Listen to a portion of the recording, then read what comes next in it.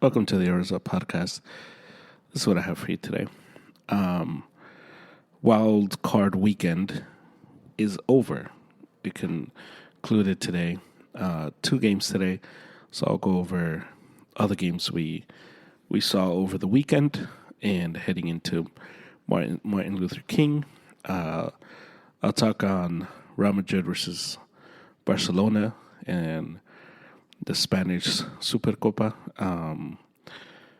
I'll do some boxing, and I'll do a little thing on the FIFA awards and all that, because it's getting kind of out of hand, these awards, and FIFA has never been this organization that we trust with this type of stuff, but it's getting ridiculous. So that's what I have for you today. So enjoy the pod.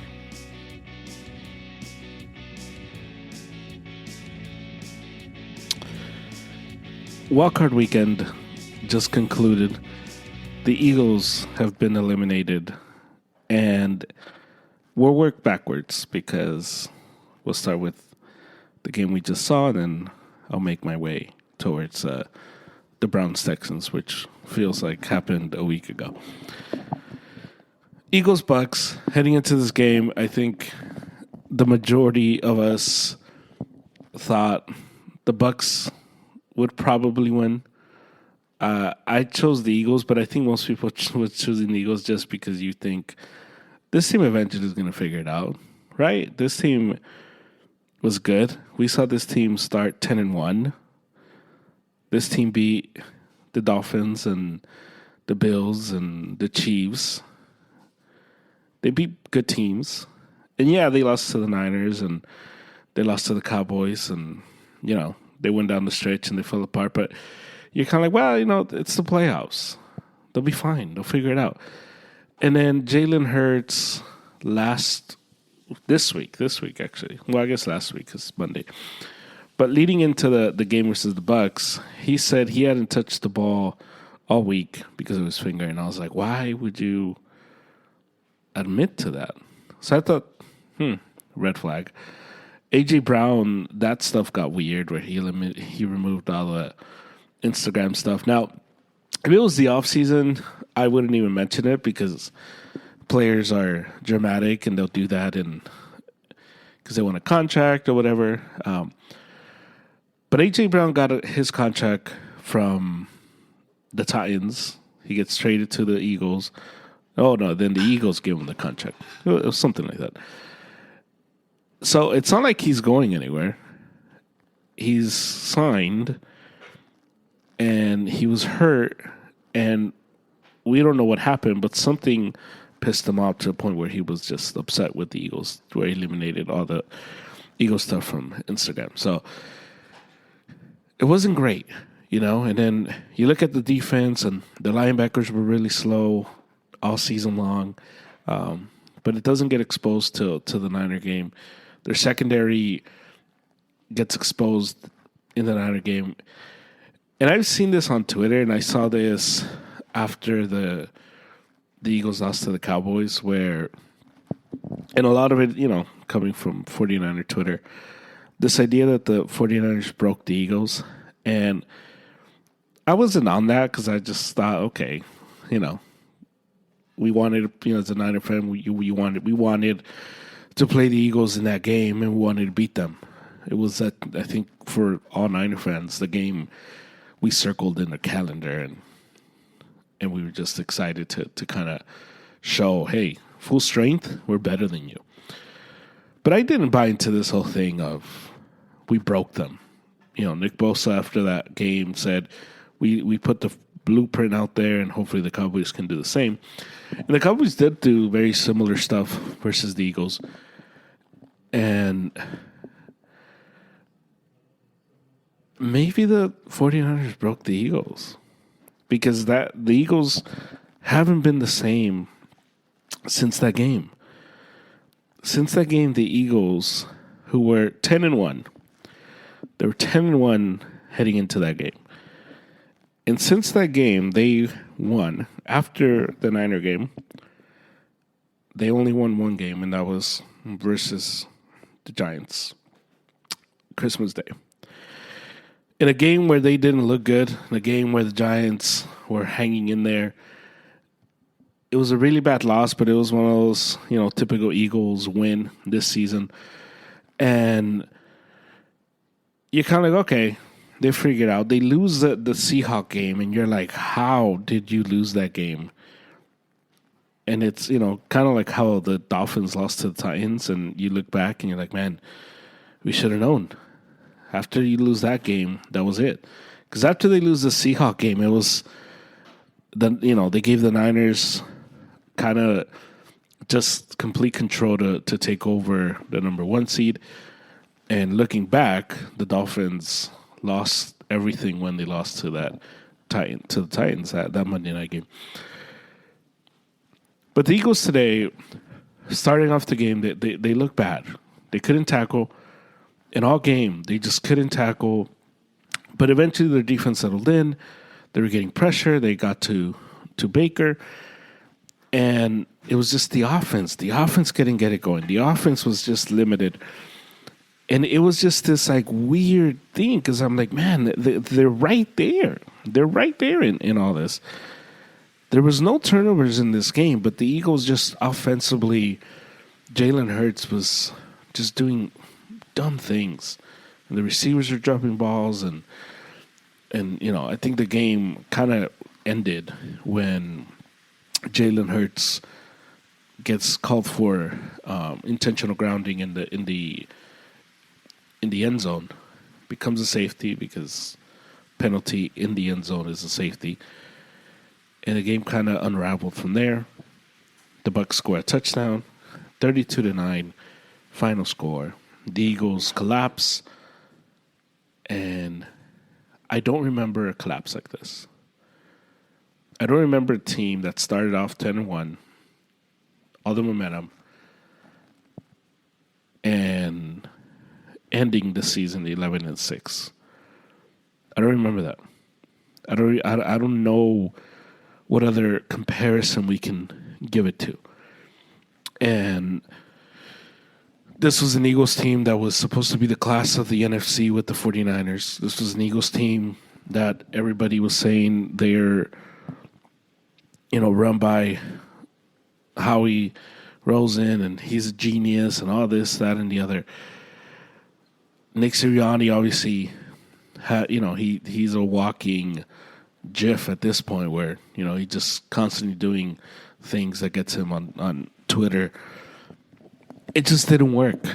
And at the end, you look at the offensive coordinator and the defensive coordinator that they lose, and it was just too much apparently. And Nick Sirianni, I think he's a good coach. I don't think he's awful. I think he does dumb things, but he's not a horrible coach. But I think the Eagles have to fire him because their collapse is, you need like a purge. It's like you got to cleanse yourself. You need a cleansing after this. There's no way you can bring him back, especially with the good QBs the good coaches, that are available. There's no way. There's no way you can bring him back. I just, unless you're convinced that this was a fluke, unless you're convinced, I don't know. I don't get it. I don't know. I wouldn't get it if they keep him, because the Eagles are one of the best rosters in the NFL. It's still super talented. Obviously, they got to fix the linebacker core, address the secondary. But offensively, you might lose. You might lose Jason Kelce. He might actually retire. He looked super sad, and he looked like a guy that had just played his final game in the NFL. Lane Johnson probably comes back, and you're gonna have to, kind of fix the roster a little bit. And it's probably a team heading into transition, but you still have a good team around. You're heading into the next season in a division that's still winnable. The Giants are still a while away. The Commanders are in complete rebuild mode, and it's going to take them some time. The Cowboys are in the same transition period as the Eagles are. So even if you're doing a rebuild on the fly, it's not like you have to tear everything down. It's a good roster still. So it was just a bad night for the Eagles. Great night for Baker. Baker wins another playoff game. And to think, you think of Baker, you think of the Bucs. Baker gets kind of tossed to the side after the Browns trade for Deshaun Watson. Deshaun Watson hasn't quite worked out for the Browns. And Baker wins a playoff game. He flames out in Carolina last season. And he goes to the Rams towards the end of the season. He has a good game. And everyone's like, wow, Baker. And I think people thought, maybe he stays with the Rams, he backs up Stafford. Nope. He goes to Tampa Bay, gets a chance. And apparently, Baker was legitimately injured because we all thought, like, man, this guy sucks now. And apparently he was injured. He's healthier now. And he just led the Bucs to a victory in the playoffs. So that's where we're at. Crazy. Eagles have been eliminated. And it's going to be a wild offseason for that team. Steelers-Bills got moved to Monday after the crazy blizzard in Buffalo. In a game that was kind of close, But then, the Bills have Josh Allen and the Steelers have Mason Rudolph. And, I think that was the key. There was a lot of missed calls, I guess. But the Bills were just the better team. They were the better team the whole night. And, I didn't see anything from the Steelers that was going to really do anything. There was missed tackles and just bonehead plays by the Steelers as well, where they just weren't able to get off the field. And the Steelers just couldn't get it going. They couldn't get consistent offensive plays together and put drives together. They had one really good drive, and that was about it in the entire game. But the Bills were just the better team today, and they advanced. Let's move on to Sunday. We had the Rams and the Lions, which was the best game of the weekend. All the games sucked, except for this one. Lions-Rams, obviously, all the hype coming into this one. Stafford going home, Goff against the Rams, the whole thing. And the Lions start off 3 possessions, 3 touchdowns, boom.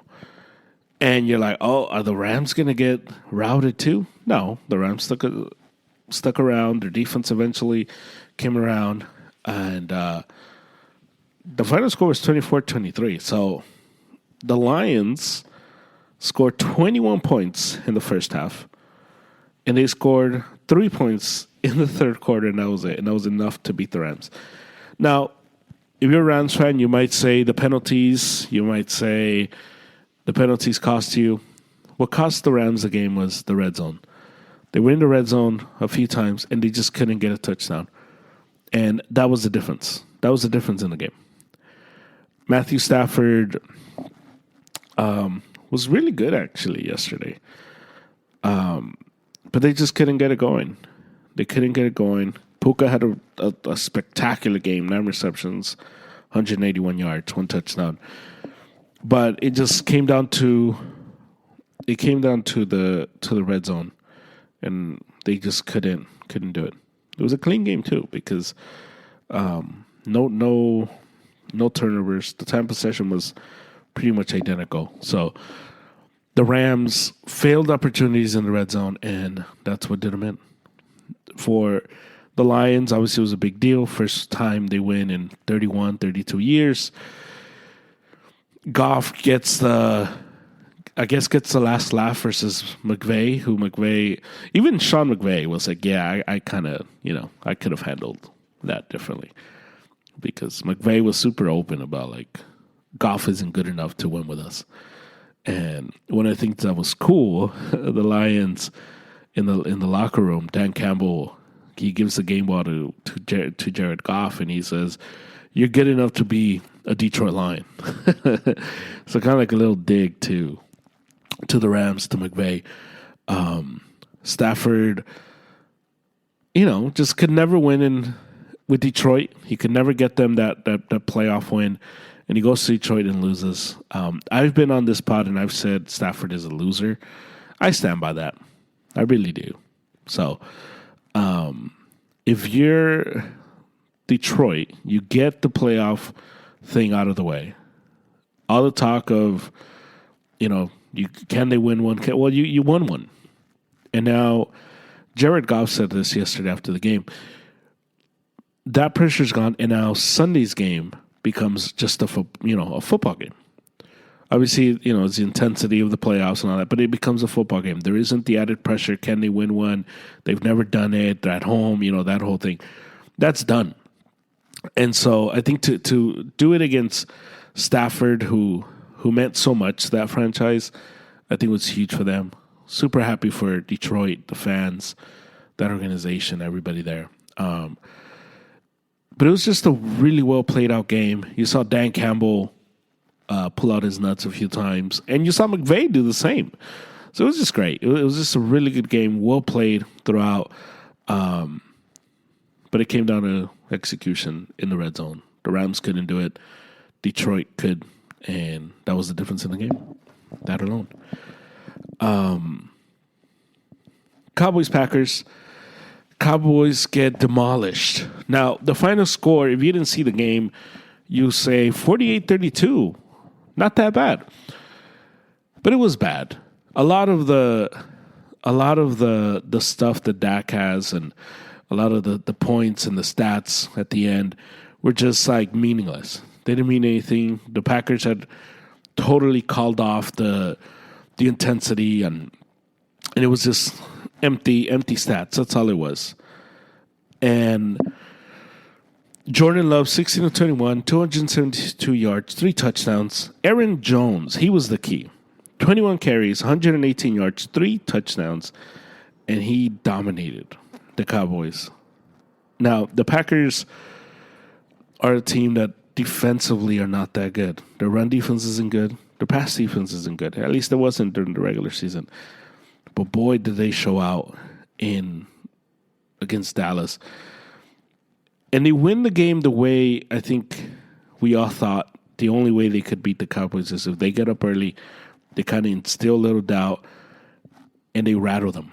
And that's exactly what happened. Dak throws the pick, which wasn't really his fault. Brandon Cooks, couldn't hold on to it. It lands in Alexander's arms, but from there it was kind of over. There was not much else that the Cowboys could do from there because Dak was rattled, and it kind of finished whatever momentum could have happened, could have been saved. You saw the CeeDee Lamb and Dak Prescott little back and forth as well. It just fell off for the Cowboys, and it was 27-0 before the second half, before the first half ended at halftime, and it just kind of, you were just like, man, that's it, huh? And in one instance, you were surprised because the Cowboys were built to be the top team, heading into the playoffs, and people are like, maybe this is it, man. Maybe the Cowboys can finally do it. They'd won 16 straight at home. And on the other sense, you're not surprised because this is what the Cowboys do. This is what they've been doing. Now, Mike McCarthy has to be fired, I think. It's just, you don't build this up. Because I think the report was Mike McCarthy would be fired if he loses to anybody except the Niners. And I think Jerry Jones was willing to accept a loss to the Niners.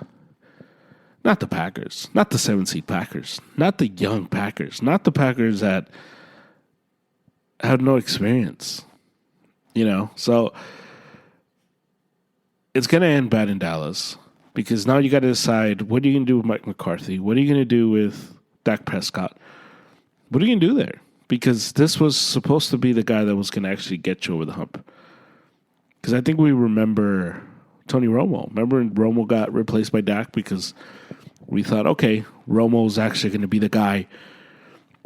And Tony Romo, one of the things that's interesting, Tony Romo ended his career 2-4 in the playoffs.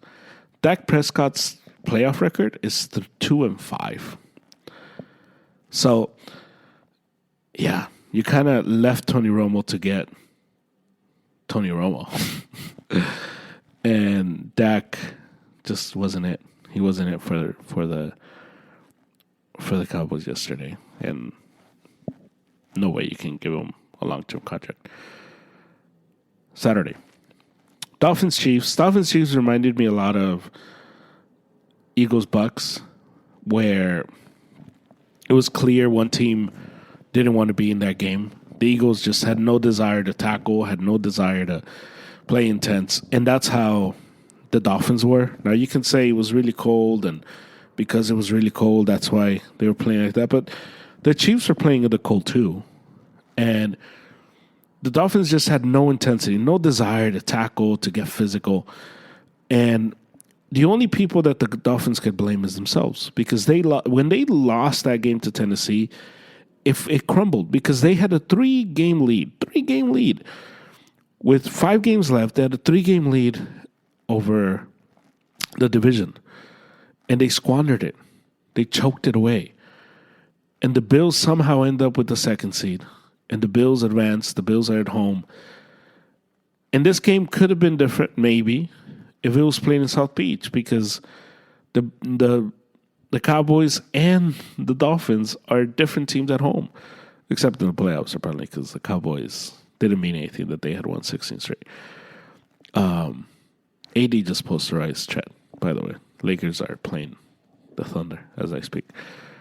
Anyway, but that's kind of that was the essence of it, because you get these two teams that are playing in the cold, and you got that Andy Reid frozen mustache picture, and the Chiefs just wanted it. The Chiefs just were more intense, but the reason it reminded me of the Bucks and Eagles was because it was close heading into halftime.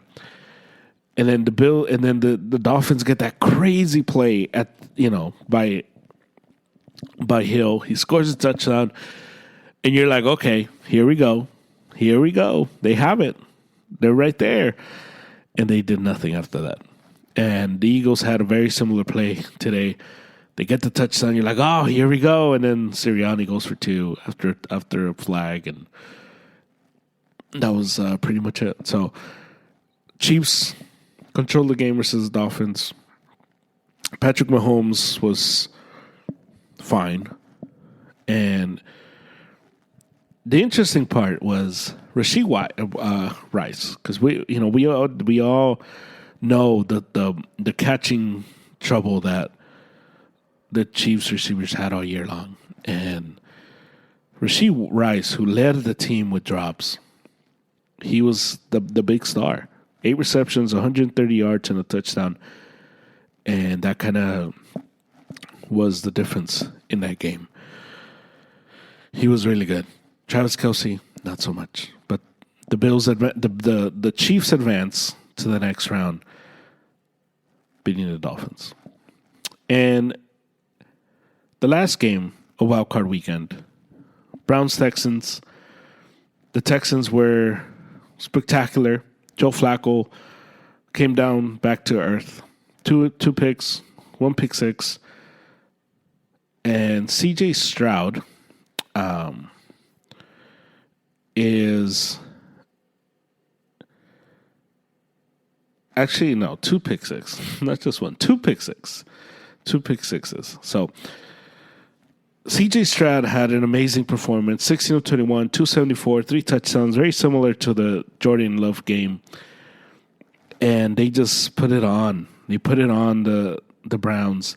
The Browns who we had to build them to have a really good defense, and they just got torched. Because the Browns, if you ended up looking at their splits like I did, they were a different team at home than were on the road. And that was the difference, you know. That defense was amazing, lights out at home. It didn't travel. And typically they say that defense travels. Not in this case. That defense did not travel. 45-14, the Texans took care of business versus the Browns. And that's what happened. That's the takeaway. Takeaways from Wild Card Weekend. CJ Stroud is going to be a super duper star quarterback. One take from that game. From the Dolphins Chiefs, Tua is not that guy. Tua, Dak, Jalen Hurts, Kirk Cousins, they're all in the same group. I think they're good regular season quarterbacks. I don't know if you can win with them if they are leading you. A lot like Jimmy Garoppolo. I think you can win in the playoffs if they don't screw it up. But if they have to be the guy that takes you, the reason why you win, I'm not sure it's going to work out. Not sure. Tua. Awful game. That's the takeaway. Packers, Cowboys.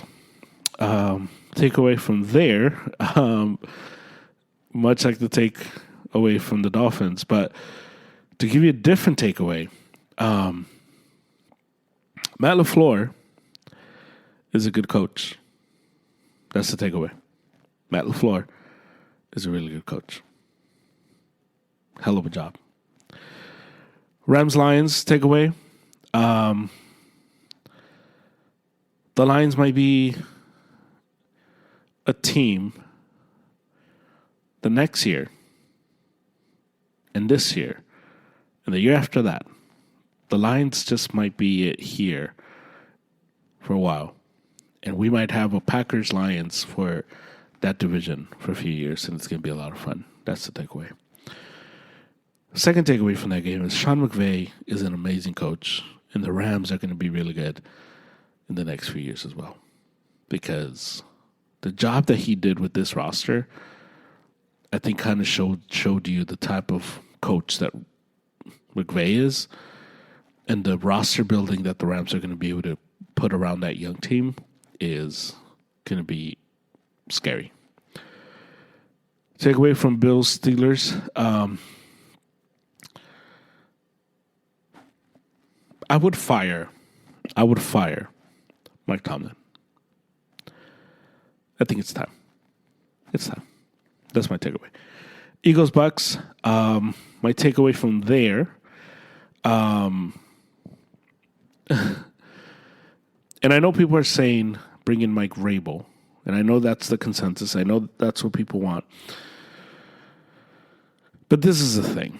You bring in Mike Vrabel, you're going to be in a position where you're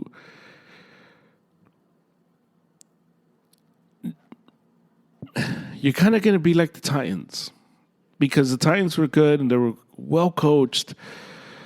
But the Titans' limitation was that they didn't have a quarterback. If you're going to bring in a guy like Mike Vrabel, you kind of need to have a quarterback. I think Mike Vrabel would be incredible with the Chargers. I don't know if I would bring him to Philadelphia. I think Philly, if you're Philly, I would bring in Ben Johnson, because you see the job he's done with Jared Goff, and Jalen Hurts is a better quarterback, more talented than Jared Goff, and you just tell Ben Johnson, hey, what can you do with Jalen Hurts? That's what I would do if I'm the Eagles. Go offensive minded, because Mike Vrabel is a great CEO type of coach. And the CEOs type of coaches succeed when there's top QBs. Nick Saban, Bill Belichick, Jim Harbaugh. They succeed when it's that. John Harbaugh as well. So I would go Ben Johnson. That's what I would do if I'm the Eagles. And that's the takeaways. So I'll do a preview part of the divisional round as the Niners will play, the Ravens will play, and I'll do a full recap of that later on this week. This is some soccer, football. Here we go. July 29th, 2023, Barcelona, Real Madrid, they played Clásico. They played in Jerry's World. Barcelona wins 3-0.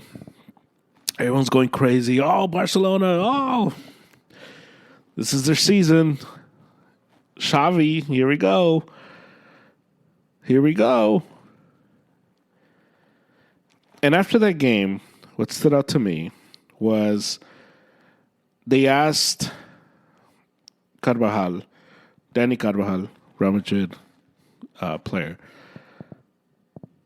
what are you going to do? How do you think you guys fare up? And he says, in quote, I'm convinced that in official competitions, we will step over them, end quote.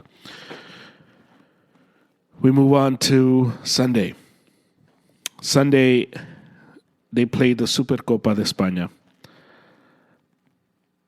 And Real Madrid 4-1. The first 10 minutes, they're up 2-0. And it just was over. You could just tell Real Madrid was faster. Barcelona's defense was in shambles. And it was just never competitive. Araujo gets a red in the 71st minute. Vini just had him he just had him all over the place, frustrated him, the whole thing. Barcelona has had a really bad season. They're coming off of having a pretty successful season last year, and you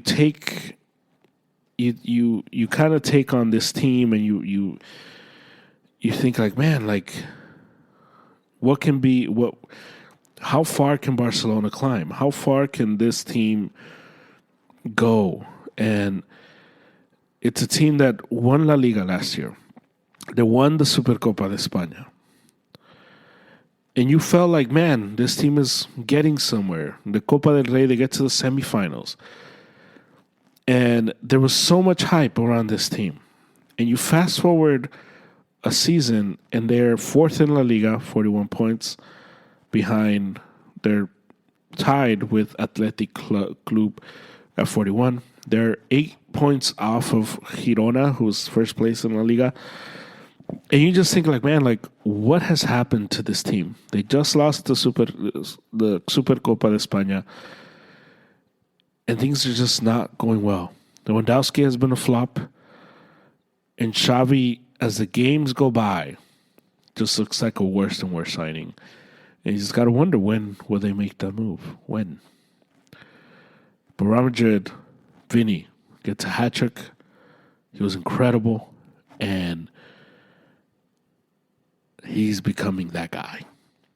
He's becoming the man at Real Madrid. And so with all the rumors of Mbappe, man, it's gonna be a crazy thing if you're Mbappe to turn down Real Madrid again. But I think at this point Mbappe has to be very clear about what he wants to do, because Real Madrid don't necessarily need him anymore. Lionel Messi won the best. He won FIFA World Cup Best Player of 2023. Now, I don't know what you don't know about, or what you do know about soccer and who had what in the leagues,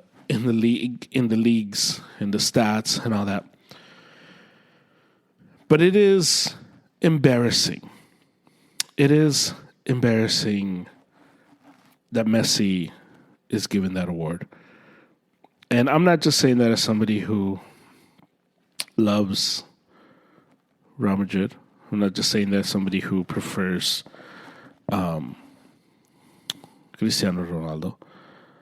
I'm not just saying that. But if you're categorizing the best player in the 2023, and you're categorizing who is that best player, who is it that exemplifies that award?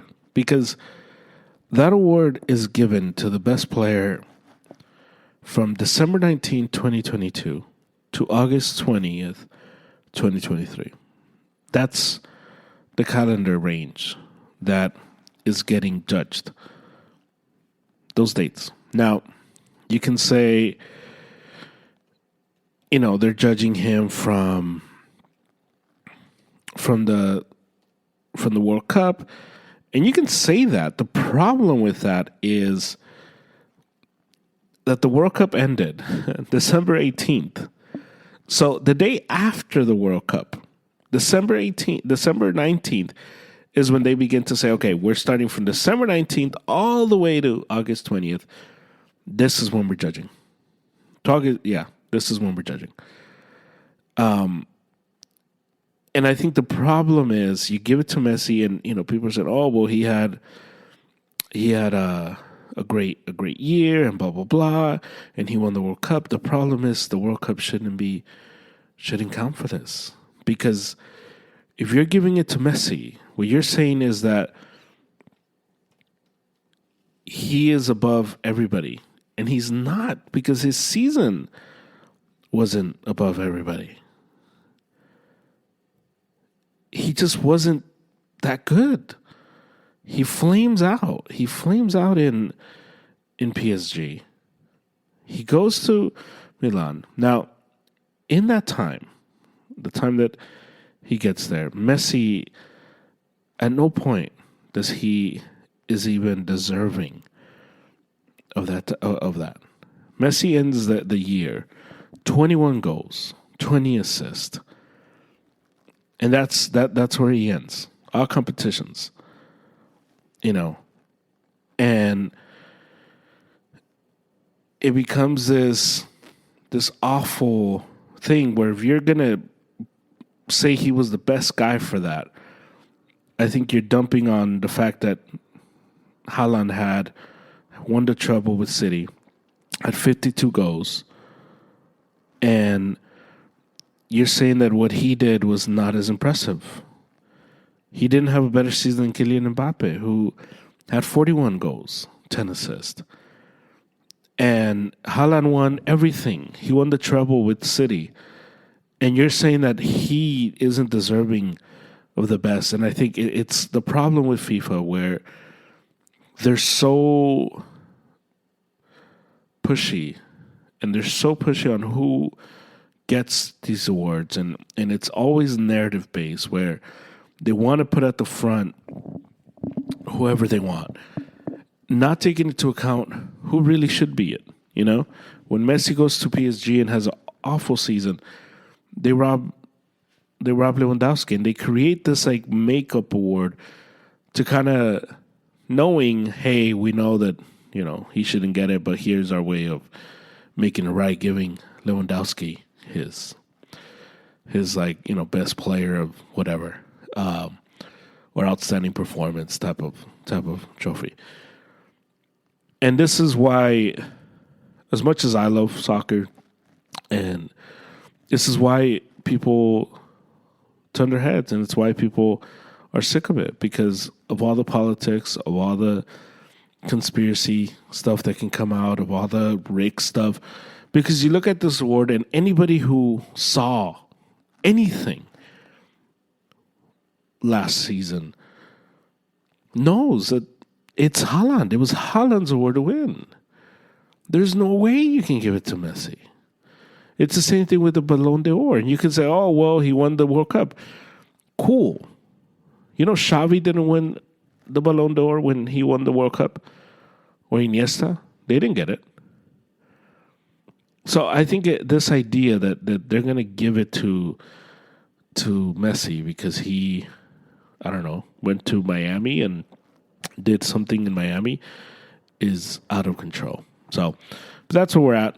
FIFA obviously favors Messi, but things need to change because this is ridiculous and embarrassing for the sport that I love very, very much. And that's all I got to say about that. Anyway, let's end it with some boxing. Artur Beterbiev fought Callum Smith and crushed him 7 rounds. And he crushed him, man.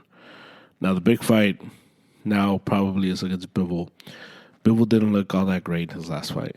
And Beterbiev is a monster, man. He is just like stone and just tough dude.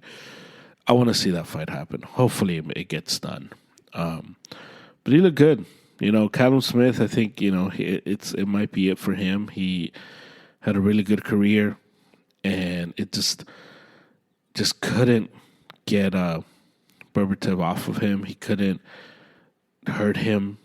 And much like what we saw with the Canelo fight, where he didn't have the power to get Canelo off of him, and it just kind of killed him. And Beterbiev, obviously being bigger, he was able to just get him out of there in the 7th round. So hopefully we get Bivol that fight in the end of the year. Canelo has yet to announce who he's going to fight. I think the next one we're waiting for is Tyson Fury versus Usyk sometime in February, so that should be fun. That's it. That's all I have for you. The Lakers are winning. Hopefully they win. Hopefully hold on to this. The Lakers have only won 2 games since like this. I forget the stat, but it was like so crazy. Darvin Ham needs to go. Just he's so bad. But I'll have a full NBA one Thursday night. I'll do all NBA stuff, some soccer as well, but mainly NBA for you. So that's it. That's all I have for you. Hopefully you enjoyed the playoffs, and I'll talk to you later. All right, that's the pod. Thank you for listening. Thank you to Angel for the music. Thank you to you for listening. You can listen to this pod anywhere you get pods. Please rate, review, subscribe. Follow us on Instagram. And I have another pod coming to you Wednesday. I'll have David on. I want to see what he thinks about Gerard Mayo and Belichick and all that. Because he's a Pats fan. So we'll do that. We'll do some NFL when he's on. And then I'll do the NBA pod on Thursday. So super excited for the rest of the week. Hopefully you are staying safe, and I'll talk to you later on. And of course, go Niners.